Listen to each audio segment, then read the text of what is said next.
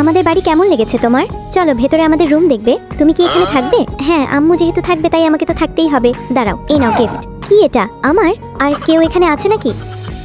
এটা আমার রুম, গিফটের কোনো মূল্যই নেই আমার কাছে। জেনি, জি বাবা, তোমার ভাইয়ার রুমে ম্যাট্রেসগুলো দিয়ে আসো তো। যাচ্ছি। ওই ছেলের কাজ আমাকে করতে হবে কেন? অসহ্য। এটা আমার দেয়া গিফট না, ডাস্টবিনে ফেলে দিল। আমাকে অপমান করেছে, এর প্রতিশোধ তো নিবই আমি।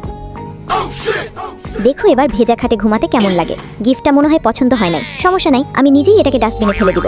তোমাকে আর এর আগে কোথায় যেন দেখেছি মনে হচ্ছে। ওহ, মনে পড়েছে, বাড়িতে দেখেছি। এই রোহান, জেনি, আসো এদিকে। নাও নাও, ফল খাও।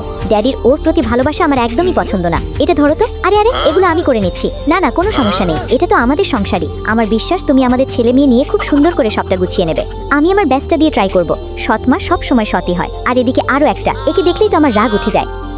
আমি কি যেতে পারি? অফকোর্স। ওয়াশরুমে সোপ নেই? এটাই মনে হয় সোপ। কি জানি মেয়েরা কত কিছু ইউজ করে। ওয়েট, তোমার গা থেকে ফেস ওয়াশের স্মেল আসছে কেন? আরে বাবা, এত রাতে কাপড় ওয়াশ করছো কেন? এটা তো সকালেও করতে পারতে। না মানে কালকে এই শার্টটা লাগবে, তাই আপনি গিয়ে ঘুমিয়ে পড়ুন। আরও ইউজ করো আমার ফেস ওয়াশ। এটা রিভেঞ্জ তো আমি নিবই নিব। ওয়াকথু। এরপর শুরু হয় তুই ভাই বোনের ঝগড়া। ব্রাশ চলছে না কেন? এটার তো ব্যাটারিই নেই। আমার কাপড় ভিজিয়ে মুভি দেখা হচ্ছে। ওয়েট, আরে নেটওয়ার্কের কি হলো? রোহানের বাচ্চা।